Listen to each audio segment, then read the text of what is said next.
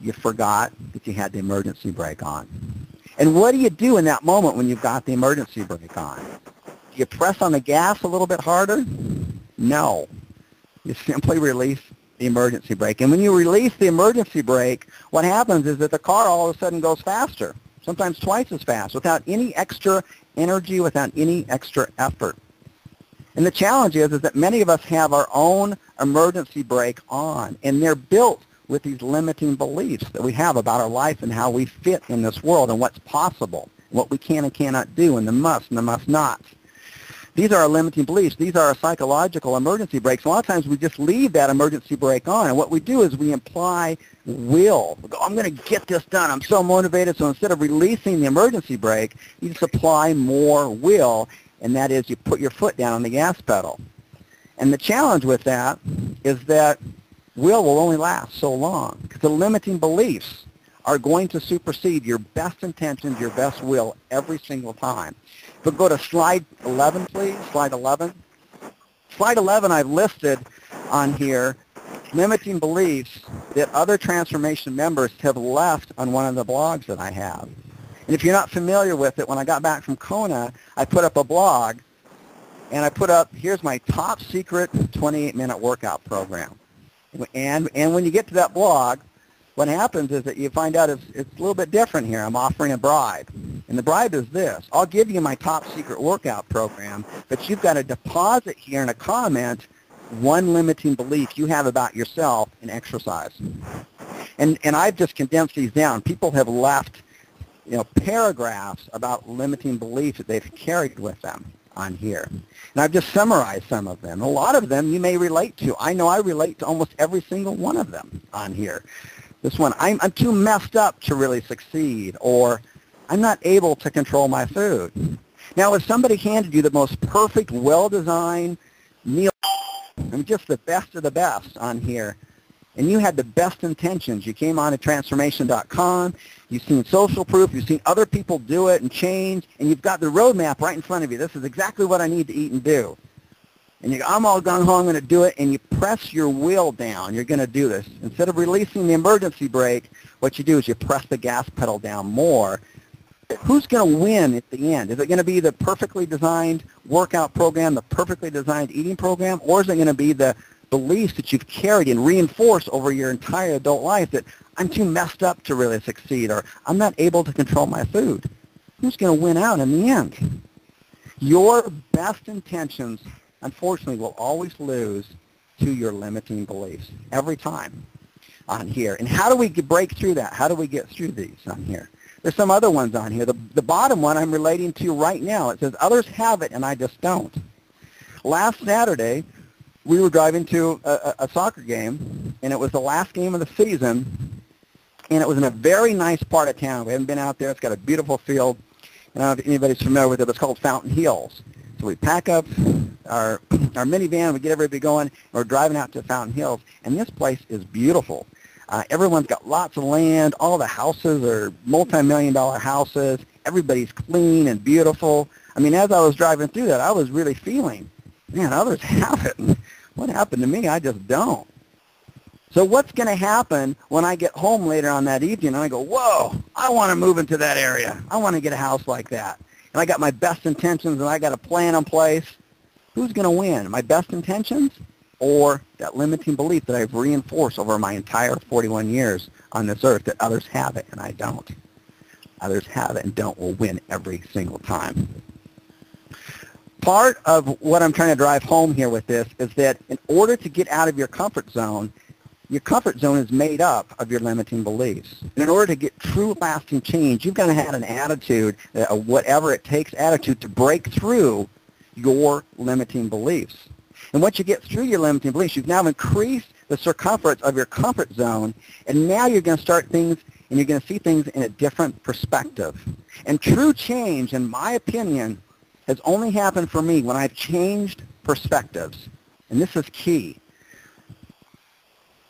Any challenge you have in your life, on whatever level it is, and any challenge I've ever had in my life, and whatever it is, the solution was never, ever found from the perspective from which it was created. If you get nothing else from this presentation tonight, that's the one that you want to drive home. That's the 5 degrees right there. Let me repeat that. Any challenges that you have in your life right now will never be solved from within the perspective that it was created. Let me give you an example of that, because a lot of people throw around the term, oh, just change perspectives. And they don't realize the tremendous amount of work that it actually takes to change perspectives. You know, when I first learned how to change perspectives, it was back in college. And it was in a philosophy class. And the teacher said, okay, class, we're going to learn about how to change perspectives so we can look at things at different angles and we can learn things differently. So I want everybody sitting in your chair to look around the classroom and just take it in. Okay, everybody did that? Now I want everybody to stand up on the top of their chair and now look at the classroom. Does it look different? Okay, that's a change of perspective. In my opinion, that's a very poor example of what a change of perspective is. And I want to give you my version of what a true change of a perspective really is.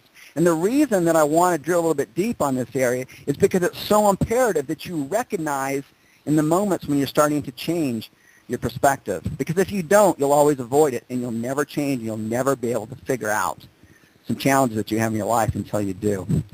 Let's go on to the next slide, slide 12, and you'll see a picture of Santa Claus. You know, when I was a very young boy, when I was 4 years old, I was raised initially by my grandparents. And I remember one Christmas Eve when I was 4 years old, my grandmother came upstairs after I'd fallen asleep, and she woke me up. And she said, hey, Chris, Santa Claus is downstairs in the living room right now. You've been such a good boy. He's got tons of presents for you, and he's got one present right now that you can open up. I mean, my eyes lit up. My heart rate raced. I went downstairs, and there he was. He was huge.